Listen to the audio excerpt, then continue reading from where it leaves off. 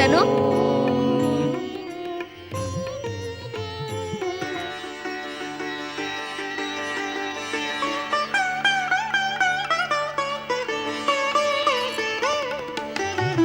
कल्याण हो। तुम तीनों की भक्ति से हम प्रसन्न हैं। हे परम कृपालु मंगल मूर्ति श्री गणेश, आपने प्रत्यक्ष दर्शन देकर हमें धन्य कर दिया। हम पर कृपा बनाए रखे प्रभु। तुम्हारी आराधना और तपस्या सफल हुई देवी कीर्ति। तुम हमारी हर परीक्षा में सफल हुई। तुम्हारे स्थान पर कोई और होता तो शशि प्रभा के आसुरी प्रहारों से वह खिन्न होकर हमारी भक्ति से मुंह मोड़ लेता, परंतु तुमने आस्था और भक्ति का आंचल थामे रखा। प्रभु, हमने उस दुष्ट शशि प्रभा को मृत्यु दंड दिया है। सूर्योदय के साथ ही वो प्रजाजनों के रोष और घृणा की मार से स्वयं ही उन लोग पहुंच जाएगी। नहीं नहीं स्वामी, शशि प्रभा को मृत्युदंड मत दीजिए। हम आपकी ये प्रार्थना स्वीकार नहीं कर सकते पटरानी। उस दुष्टा ने आप पर भयानक अत्याचार किए हैं। नहीं स्वामी, उसने कुछ नहीं किया। वो तो केवल निमित्त मात्र थी। ये सब मेरे पूर्व जन्म के पापों का दंड है। प्रभु, शशि प्रभा को क्षमा कर दीजिए, क्षमा कर दीजिए मंगल मूर्ति। तुम्हारे मन की बात हम पहले ही जान चुके थे महारानी कीर्ति। सच्चा भक्त कभी किसी का अहित नहीं चाहता। तुम्हारे मन की बात का आदर करते हुए हमने यहाँ प्रकट होने से पहले ही शशि प्रभा को काल कोठरी से मुक्त करके पूर्व रूप फिर से प्रदान कर दिया है। तुम्हारा कल्याण हो।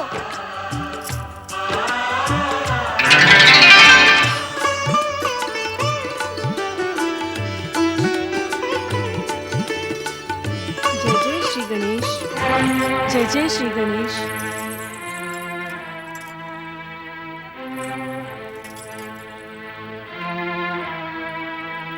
मेरे दुष्कर्म तो क्षमा करने योग्य नहीं है दीदी, पर आपका हृदय विशाल है, मैं जानती हूँ। मेरे पापों को आप क्षमा कर देंगी। अब मेरे हृदय में भी श्री गणेश भक्ति का संचार हो गया है। अब मैं एकांत में रहकर श्री मंगल मूर्ति गणेश जी की आराधना सहित तपस्या करूंगी। जय जय श्री गणेश। जय जय श्री गणेश। जय जय श्री गणेश। जय जय श्री गणेश। जय जय श्री गणेश। जय जय श्री गणेश। जय जय श्री गणेश। पश्चाताप और प्रायश्चित की भावना के साथ शशि प्रभा अपने नाम को सार्थक करने के लिए चंद्र के समान शीतल श्री गणेश भक्ति की शीतलता में लीन हो गई। भक्तजनों, आज से हम श्री गणेश भक्ति धारा की परम पावन श्री अष्टविनायक कथा का प्रारंभ करने जा रहे हैं। अष्टविनायक नाम से प्रख्यात ये 8 श्री गणेश मंदिर भारतवर्ष के महाराष्ट्र प्रांत में स्थापित हैं, परंतु अपनी कीर्ति और कृपा की ख्याति से ये सारे संसार के गणेश भक्तों के हृदय मंदिर में विराजमान रहते हैं। स्वस्ति श्री गणनायकं गजमुखं मोरेश्वरं सिद्धिदं वल्लालं मुरुडं विनायकमढं चिन्तामणिं थवेरं लेण्याद्रिं गिरिजात्मकं सुवरदं विघ्नेश्वरं ओझरं ग्रामे रांजन संस्थिते गणपतिं कुर्यात् सदा मंगलम्। अष्टविनायक मंदिरों में माता गौरी द्वारा स्थापित गिरिजात्मज मंदिर अत्यंत प्रसिद्ध है। श्री गणेश पुराण में इस पवित्र स्थान का उल्लेख जीर्णापुर तथा लेखन पर्वत के नाम से किया गया है। यहाँ की लोक भाषा में इस पवित्र देवस्थान को गणेश लेणी के नाम से आदर प्रदान किया जाता है। समय की धारा पर जब सतयुग का चित्र प्रदर्शित हो रहा था, तब एक दिन गौरी पुत्र श्री गणेश अपने बाल सखा और परम देव श्री महागणेश के अवतार महोदर श्री गणेश के साथ कैलाश लोक में कंदूक क्रीड़ा में लीन थे। सावधान गौरी पुत्र, महोदर श्री गणेश का फेंका हुआ कंदुक यदि गिर गया तो आप पराजित हो जाएंगे।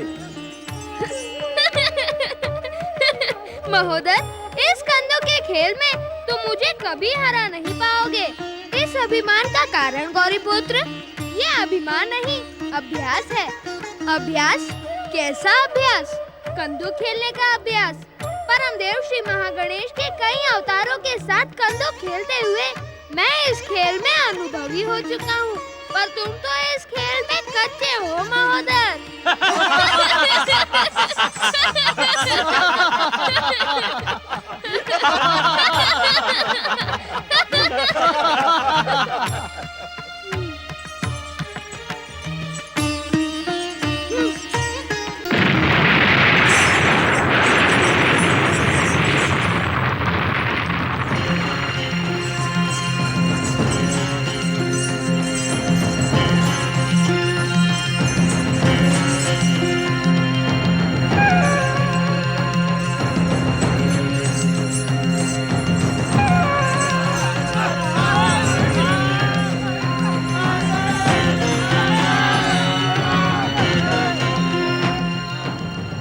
इस भस्म का स्पर्श होते ही हमारे शरीर में तीव्र जलन हो रही है।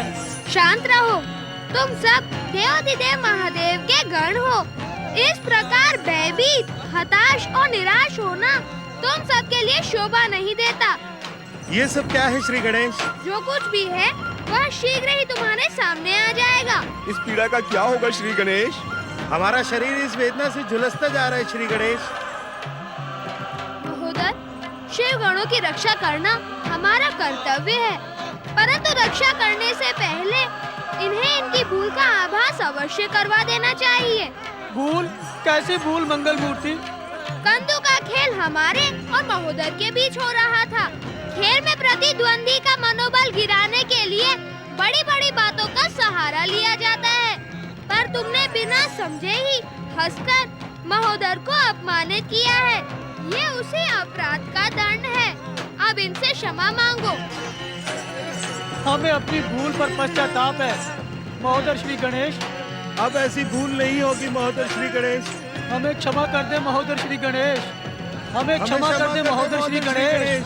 क्षमा मांगने के लिए जब हाथ जोड़ते हैं, मस्तक झुकता है, तब पश्चाताप और ग्लानि के द्वारा भूल और अभिमान की भावना को धो डालती है।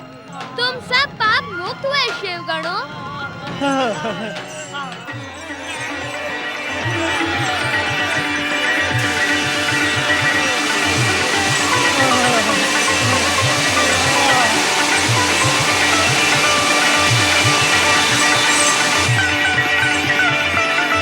गौरी पुत्र और महोदर श्री गणेश की जय। गौरी पुत्र और महोदर श्री गणेश की जय।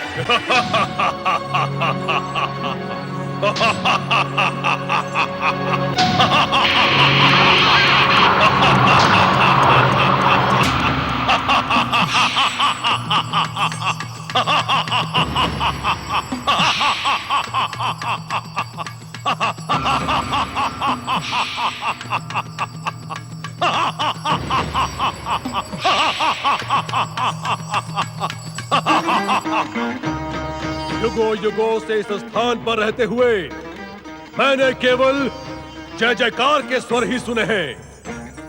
इस जय जयकार को सुनकर मेरे कान पक चुके हैं। बंद करो ये जय जयकार, बंद करो।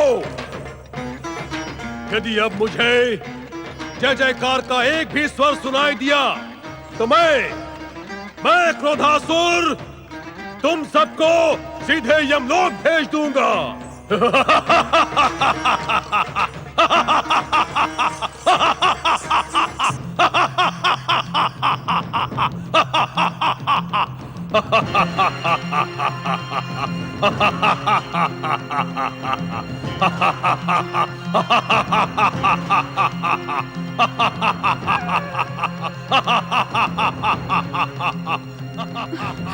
जागे स्वामी, जागे, अपने ध्यान को विराम दें।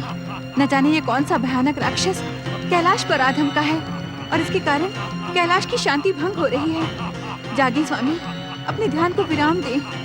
कौन है ये दुष्ट राक्षस और किस उद्देश्य से कैलाश आया है? मेरे प्रश्नों का उत्तर देने के लिए आंखें खोले स्वामी, आंखें खोले।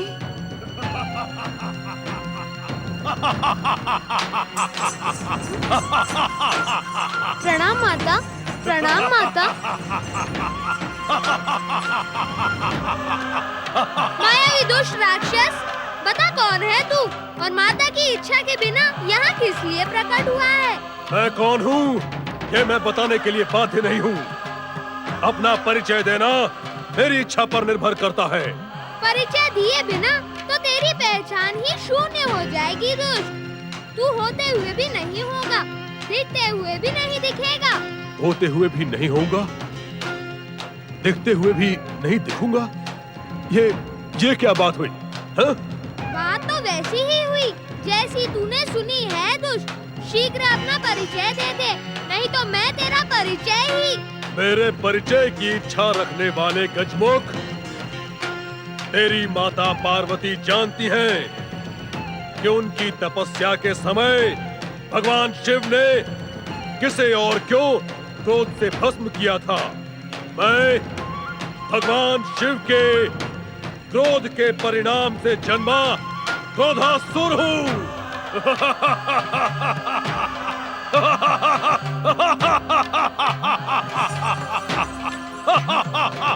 अब मैं नई शक्ति से संपन्न और सुसज्जित होकर प्रकट हुआ हूँ। मेरे क्रोध की ज्वाला को देखकर तीनों लोक के प्राणी भय से थर-थर कांपने लगेंगे। क्या सारे संसार को कपाने के लिए ही तुम प्रकट हुए हो? हाँ, यदि संसार मेरी दास्ता स्वीकार करेगा तो मैं उस पर अपनी कृपा की वर्षा करूंगा।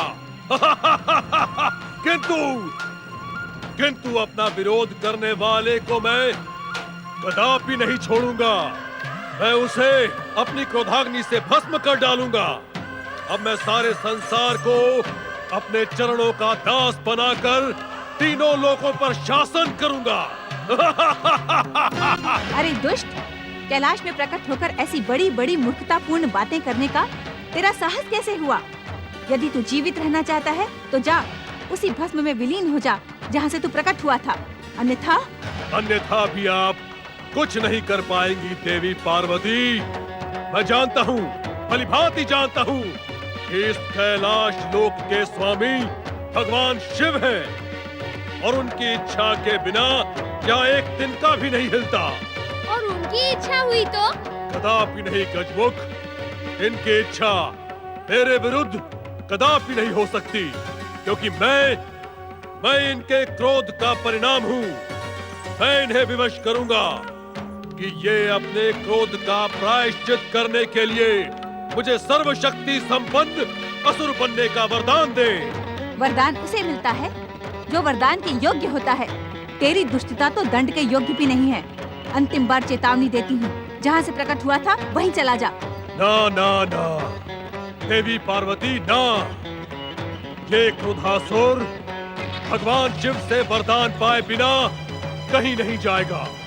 माता पार्वती की आज्ञा ठुकराने वाले दुष्ट, तुरंत माता से क्षमा मांग। यदि वरदान चाहिए तो आशुतोष भगवान शिव की आराधना सहित तपस्या कर। तेरा साहस बड़ी देर में जागा है गजमुख। अभी तक तो तू बड़ा शांत खड़ा था, और तेरी बात मैं न मानूं तो मैं तेरे इस मायावी आकार को पल भर में छोटा किए देता हूँ। तेरी माया की शक्ति को कलंकित किए देता हूँ।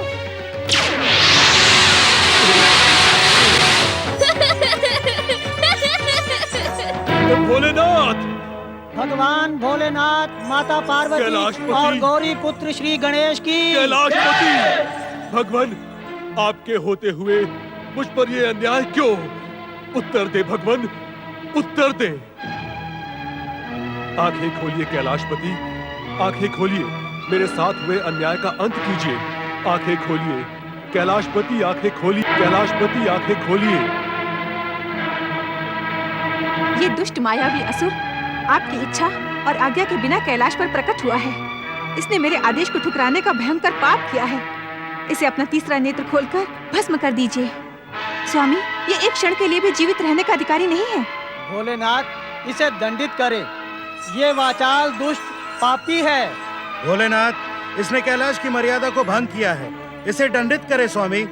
हमें क्या करना है और क्या नहीं, इसका ज्ञान हमें भली भांति है।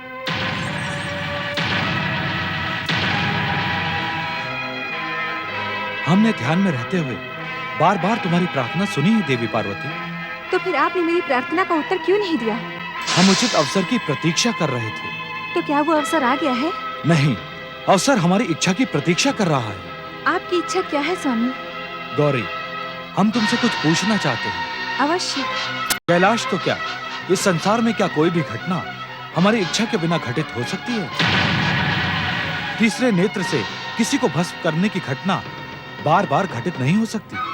हम क्रोधासुर को भस्म नहीं कर सकते।